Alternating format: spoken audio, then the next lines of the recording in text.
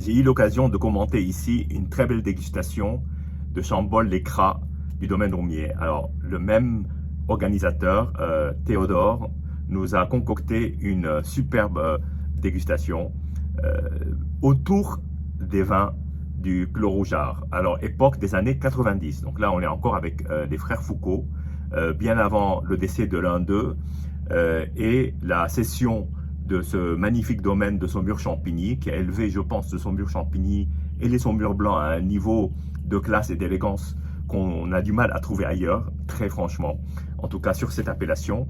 Et aujourd'hui, ça fait partie de la galaxie des vins de Pinot, du groupe Pinot. Dans les années 90, c'était la grande époque, je dirais, des rougeards, et nous avons eu la chance de pouvoir déguster des poyeux et des bourgs. Alors, poyeux et bourgs, ce sont les deux parcellaires, et puis il y a ce qu'on appelle le clos, qui est le vin, on va dire, allez, le vin d'entrée de gamme, si on peut parler d'entrée de gamme, dans cette formidable collection de vins du Clos Rougeard. Donc, poyeux et bourgs sur 3 millésimes, 1995, 1996, 1997. Et la dégustation était agrémentée également de vins du domaine Roumier, de Bonnemare, des vins d'Auvernois, des rouges d'Auvernois, donc il n'y avait que des rouges, et puis quelques autres incursions de Cabernet Franc venant d'autres domaines. Donc au total, il y avait, je crois, il y avait 16 vins, ce qui en fait quand même une dégustation assez complexe et assez élaborée. Tout ça dans un restaurant italien, donc on a goûté ça avec de la cuisine italienne, qui était d'ailleurs excellente, un restaurant italien en plein cœur de Paris. Donc tout ça, avec une compagnie, on était une douzaine de personnes en tout, et nous avons découvert au fur et à mesure, tout était fait à l'aveugle, les vins allaient globalement par paire. Il y avait juste deux vins, le premier et le sixième, qui étaient goûtés seuls. Le choix et la séquence étaient entièrement réalisés par Théodore, selon ce que lui avait jugé comme étant une manière, pas forcément l'unique, mais une manière de cheminer à travers cette galaxie de vins, parce que là, on est vraiment sur du grand vin. Bien, je ne sais pas si vous connaissez les vins du Clos Rougeard, mais deux frères qui ont créé ce domaine, et ces deux frères étaient inséparables entre le chai et les vignes, et puis la commercialisation. Enfin, ils faisaient en fait tout, et recréer cette appellation Saumur-Champigny, qu'on a l'habitude de la cantonner quand vous ouvrez les cartes de vin dans des restaurants anonymes. On vous sert du Saumur-Champigny en tête de liste, des vins à 40-50 euros sur carte qui n'ont pas de goût, qui ont un goût très prononcé de poivron, parfois d'épices désagréables, un peu de fruits, pas trop, bref, des vins qu'on boit jeunes, souvent qu'on vous sert d'ailleurs frais pour que ça passe. Là, on est à l'exact opposé de ce monde-là, où on est sur du vin qui parfois peut rivaliser avec les plus belles cuvées de France, et même avec nez à nez avec des très grands crus classés bordelais. Et pourtant, ce ne fut pas un cheminement facile, parce que il a fallu des années pour construire ce patrimoine de cuvées qui aujourd'hui font figure d'étendard dans l'art de vinifier ce cépage qui pour moi, que je trouve très difficile, qui est le cépage Cabernet Franc, parce que naturellement, il est végétal. Et s'il n'y a pas un vrai travail à la fois à la vigne et au chai, on va arriver sur des vins qui sont pas agréables à déguster. Aujourd'hui, dans le Bordelais, on trouve du Cabernet Franc, surtout sur la rive droite, qui vient en complément du Merlot. Il y a un grand domaine qui est connu pour ses Cabernet Franc, qui est le domaine Cheval Blanc, et de plus en plus aujourd'hui on parle de Carmes-Aubryon comme étant sur la rive gauche le vin qui met à l'honneur ce cépage, que j'ai d'ailleurs eu l'occasion de visiter et même de commenter la visite il y a peut-être un an. Bien, alors allons sur cette drôle de dégustation qui mélange de l'Auvernois, du Clos Rougeard, du Roumier et puis d'autres. On va commencer par le premier vin. Alors, le premier vin, je vais vous communiquer mes notes de dégustation et en même temps les couleurs que vous pourrez voir à l'image. Le premier était un vin très terreux, avec de très beaux parfums, mais en bouche, j'ai trouvé, pour moi, très acide, côté terre un peu brut, pas suffisamment poli, comme s'il demandait à être poli avec l'âge. Je pense peut-être que ce vin était dégusté trop jeune, et ce sont des vins qu'il faut attendre très longtemps. J'ai eu l'occasion de goûter ce même vin dans un millésime ancien et j'avais été absolument subjugué. Là, il s'agissait du Ploussard, le rouge classique du domaine auvergnat dans le Jura. Donc, domaine Pierre Auvergnat, Houillon Auvergnat, ou Auvergnat Houillon. Je ne sais plus dans quel sens. Ensuite, nous avons eu deux vins, donc le 2 et le 3. Je commencerai par le 3, vous comprendrez vite pourquoi. Beaucoup plus de persistance que le 1. D'ailleurs, j'ai tout de suite deviné que c'était, parce que je savais qu'il y avait deux vins d'Auvergnat, donc j'ai tout de suite deviné que c'était l'autre Ploussard, qui est un 2012, avec une couleur plus évoluée, un côté sanguin, et puis la framboise écrasée en bouche. Et à côté de ça, là, j'ai reconnu le Cabernet Franc, tout aussi terreux, mais plus épicé, une belle allonge, un côté poivré. Et là, c'est les vins de Le Noir, du domaine Le Noir, Les Roches, en 2010. Alors, Le Noir, c'est un petit domaine qui produit des vins de longue garde, qui d'ailleurs met parfois même sur le marché, on trouve sur le marché des cuvées qui ont plus de 30 ans. Et donc, c'est intéressant de voir à quel point des vins, alors on est sur Chinon et non pas Saumur-Champigny, donc on n'est pas encore sur Saumur-Champigny dans cette dégustation, et on a des Cabernet Francs qui sont des Cabernet Francs de garde et qui prennent des arômes extrêmement développés, parfois d'humus, de champignons, de terre. Ensuite, nous sommes passés aux vins 4 et 5. Alors à chaque fois, c'est à l'aveugle. Et on se lance, et parfois on trouve rapidement, et parfois on se banane. Et ça peut arriver. Et moi, sur le vin 4 et 5, j'étais plutôt, je dirais, plutôt sûr de moi, de ce que je dégustais.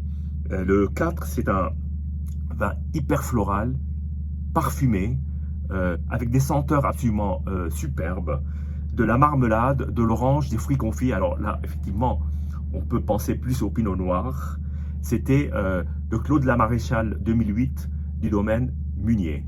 Alors, ce vin, il se trouve que Théodore a participé aux vendanges, donc évidemment, ce 2008 garde pour lui une empreinte très particulière, et ça, je comprends, et il avait à cœur, et je le remercie, de le partager avec nous.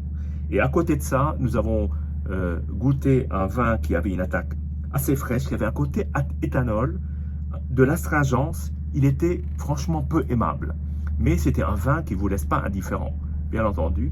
C'était toujours le noir, en chinon, mais là, sur un 2005, et le nez était légèrement fumé. Ensuite, nous sommes passés sur le 6 et le 7. Alors, par lequel... Non, le 6 tout seul.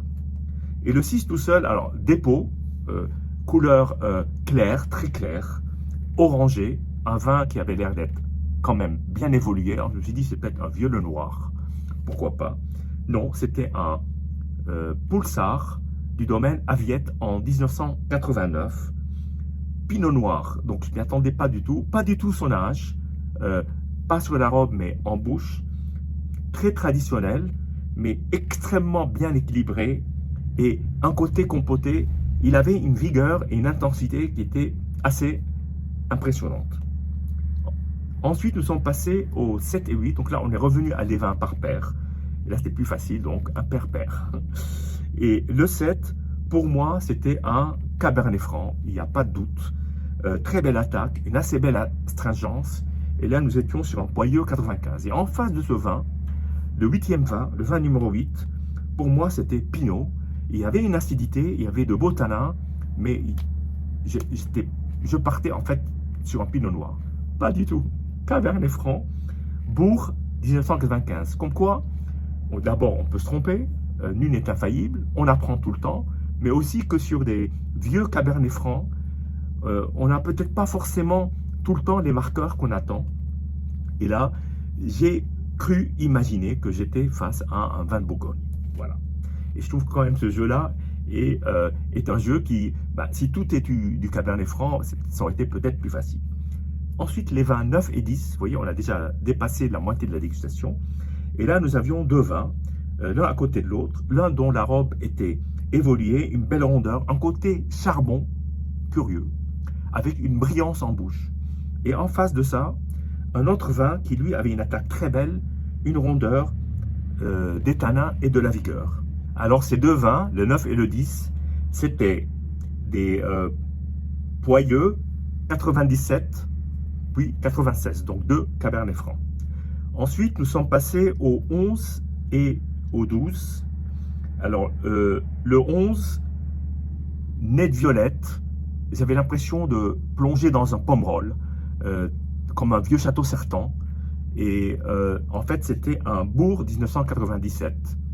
Et face à ce vin, un vin qui était un vin plus...